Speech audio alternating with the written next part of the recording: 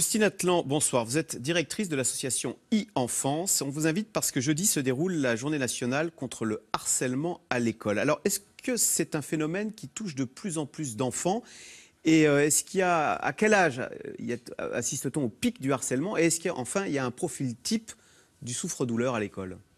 Alors, ça arrive à tout âge. Ça arrive même très très petit. Dès la maternelle, on a des enfants qui sont harcelés. Alors oui, on a l'impression qu'il y en a plus qu'avant. Est-ce que c'est parce qu'on en parle davantage, qu'on a mis un mot dessus, qu'il y a des nouveaux moyens de harceler supplémentaires à ceux d'avant? On ne sait pas. Mais ce qui est sûr, c'est qu'on a l'impression qu'il y en a beaucoup plus. Un profil de souffre-douleur, ça c'est un peu difficile de le dire. Ça voudrait dire qu'il y a une bonne raison de harceler quelqu'un parce qu'il est comme ci ou comme ça. Là, les enfants qui sont différents, les enfants qui sont tombés de la classe. Alors, ceux qui sont considérés comme différents par rapport aux adolescents, qui sont une population extrêmement normative, contrairement à ce qu'ils croient, et donc qui n'aiment pas du tout ceux qui ne sont pas dans les codes de l'adolescence, en termes effectivement de loisirs, mais aussi de posture à l'école, où c'est mieux d'avoir l'air un peu rebelle que d'être bon élève. Mais effectivement, la différence, elle peut être dans tout. Alors, on se dit que ça a quand même toujours existé, ce phénomène, mais est-ce qu'il est plus violent qu'avant parce que la société est plus violente ou parce qu'il existe des outils comme Internet qui n'existaient pas avant? Alors, ce qui est sûr, c'est c'est beaucoup plus visible, en tout cas, parce qu'effectivement, sur Internet, c'est un outil supplémentaire pour harceler. Oui. Donc, la violence s'exprime beaucoup plus facilement, avec beaucoup plus de monde en ligne. Et puis, c'est vrai qu'on le voit, nous tous, même adultes, c'est qu'en ligne, les injures sont beaucoup plus faciles, sont beaucoup plus violentes. Les discriminations sont écrites de façon... C'est de l'oralité écrite, en fait. C'est-à-dire des choses qu'on disait à l'oral, mais qui ne s'inscrivaient pas dans la durée, maintenant sont écrites et peuvent être relues, diffusées, partagées. Et ça, c'est d'une violence inouïe, effectivement, pour la victime. C'est quoi le harcèlement? Donc, ce sont des messages... Quel type? Alors, le harcèlement, c'est effectivement une intention de nuire très forte vis-à-vis de quelqu'un. Il faut de la répétition dans le temps. C'est ça qui distingue le cyberharcèlement des cyberviolences. C'est-à-dire, c'est pas injurier une fois, c'est vraiment ça revient effectivement tout le temps. Alors, ça peut prendre plein de formes, des injures par SMS, une usurpation d'identité, votre compte qui est pris et puis on se fait passer pour vous en se faisant passer pour une fille facile si vous êtes une fille ou un garçon qui va insulter les profs, par exemple. C'est-à-dire qu'on pirate le compte Facebook d'une fille. On le pirate pas. Les adolescents sont pas piratés. Codes.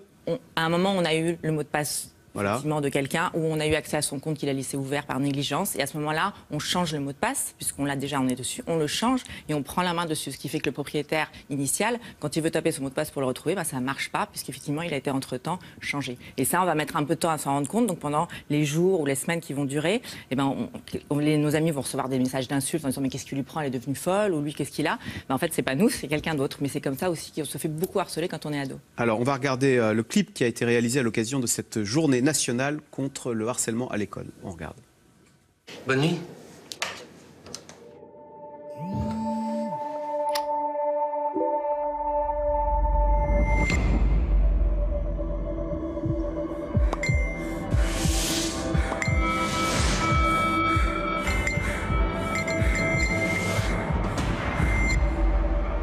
Hugo?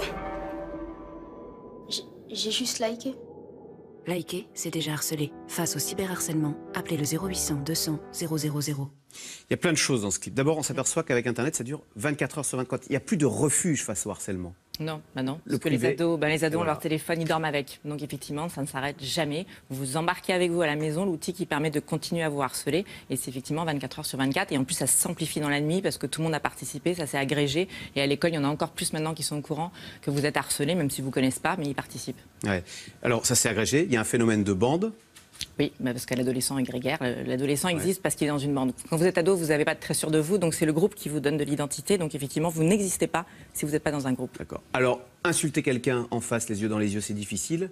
Et là, il y a un média entre les deux.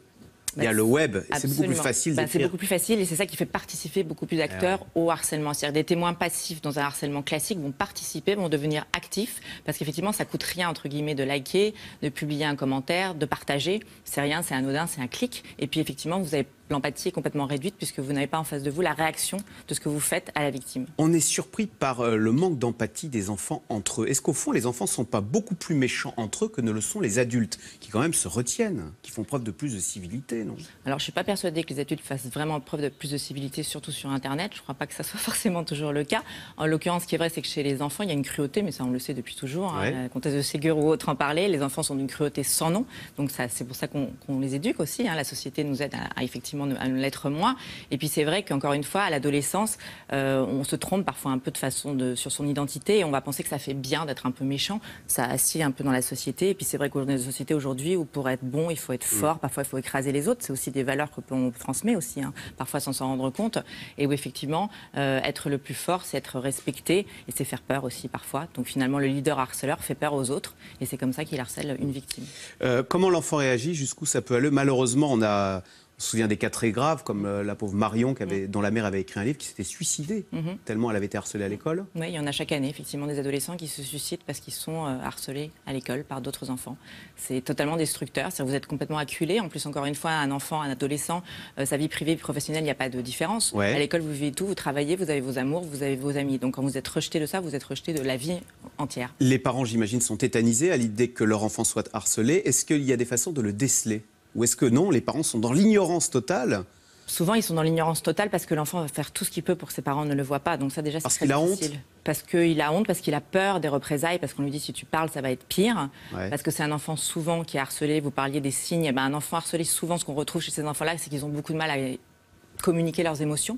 Donc ils vont pas avoir beaucoup de mal à dire ça va pas, je vais pas bien, ils ne savent pas le faire, ils savent pas dire non, ils savent pas se défendre. Ça c'est très commun à eux. Donc effectivement les parents vont pas s'en rendre compte. Ce qu'on peut dire aux parents, c'est qu'il faut être vigilant sur les changements de comportement de votre enfant. Si un enfant travaille moins bien, s'il a mal au ventre souvent, si à l'école on vous dit qu'il va souvent à l'infirmerie, s'il aime moins les loisirs qu'il aimait bien avant, il voit moins de copains, voilà, tout ce qui change dans son comportement et ça vous pouvez être vigilant là-dessus et indicateur du fait qu'il y a quelque chose qui ne va pas. Est-ce que les enseignants, les professeurs, les chefs d'établissement dénoncent des situations et sont actifs? Ou bien est-ce qu'ils sont un peu comme Ponce Pilate, par moment ils s'en lavent les mains?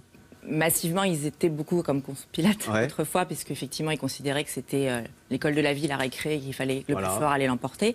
Aujourd'hui, il y a quand même un message très fort du ministère depuis quelques années qui leur dit que non, c'est pas normal et qu'il faut effectivement s'en préoccuper et qui leur donne les moyens de le faire. Donc aujourd'hui, massivement, ils repèrent davantage les phénomènes. Et c'est vrai que nous, c'est beaucoup des infirmières scolaires, des CPE, des professeurs qui nous signalent de cas de harcèlement parce qu'ils sont vigilants là-dessus. Maintenant, c'est pas pour autant qu'ils peuvent régler les problèmes, mais en tout cas, ils sont beaucoup plus attentifs à ces problèmes. Est-ce que les parents s'appellent entre eux, entre harceleurs et harcelés? Si mon enfant est harcelé, ou bien les parents qui vont être témoins de, je sais pas, tel élève qui est harcelé, etc. Comment ça se passe? Non, ils le font pas tellement. D'ailleurs, on décourage assez fortement les parents d'aller commencer à régler ça entre eux, parce qu'en général, ça envenime complètement la situation. C'est pas du tout une bonne solution. Alors qu'est-ce qu'on fait alors? Il vaut mieux effectivement en parler aux référents scolaires, en tout cas dans un premier temps, pour qu'ils règlent ça entre élèves, pour essayer en tout cas que ça se règle entre élèves. Et puis ensuite, effectivement, si c'est pas possible, alors on va passer à un stade supérieur, éventuellement convoquer des parents, responsabiliser les parents, parce que souvent les parents du harceleur sont pas toujours conscients de la responsabilité de leur enfant et ont du mal à l'accepter.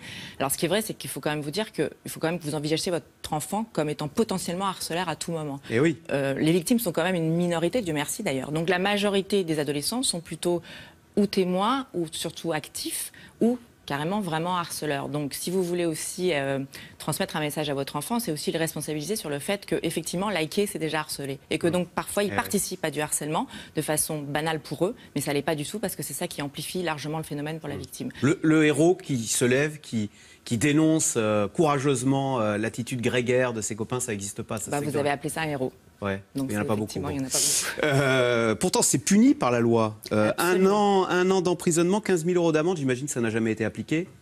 Ça n'a jamais été appliqué. Alors, d'abord, effectivement, il y a une problématique par rapport aux mineurs, effectivement. Ensuite, c'est vrai qu'on est quand même à un âge où on est censé changer, puisqu'on est en train d'être élevé. Donc, on ne va pas stigmatiser un enfant une fois pour, effectivement, des phénomènes. Maintenant, ceux qui sont très récalcitrants, qui ont vraiment des comportements agressifs, violents et de harcèlement, sans aucun changement d'attitude, là, oui, en tout cas, un rappel à l'ordre devant, effectivement, soit un policier, un gendarme ou un magistrat, ça peut déjà, quand même, en tout cas, rappeler qu'il y a un cadre légal qui s'inscrit aujourd'hui, que le cyberharcèlement est une circonstance aggravante du harcèlement depuis la loi de 2014 et que donc ce n'est pas du tout quelque chose de pas grave, pour rire, comme ils sont souvent tendance à dire. Merci beaucoup Justine Atlan, donc directrice de l'association e-Enfance. Et je rappelle donc que la journée nationale contre le harcèlement à l'école, c'est jeudi, mais la préoccupation, ça doit être évidemment toute l'année. Merci. Vous restez avec nous tout de suite. Caroline Roux, c'est dans l'air. François Hollande qui rappelle à l'ordre Manuel Valls qui commence à prendre ses distances en vue de 2017. C'est dans l'air est intitulé ce soir. Valls va-t-il lâcher Hollande ?